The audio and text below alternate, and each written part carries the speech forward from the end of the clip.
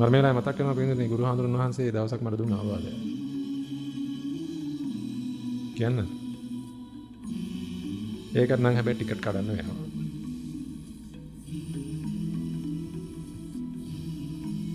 උන්වහන්සේ මට කිව්වා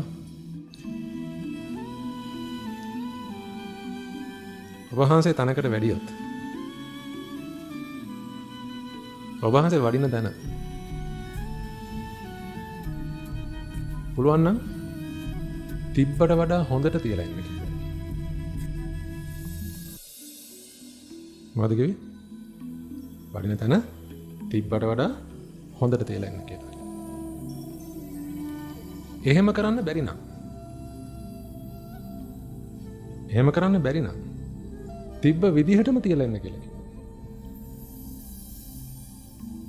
කොහොම කරන්න බැරි නේද? තිබ්බට වඩා හොඳට තියලා ඉන්න බැරි නම් පුළුවන් නම් තිබ්බ විදිහටම තියලා ඉන්න කියලා කිව්වා. එහෙම කරන්නත් බැරි නම්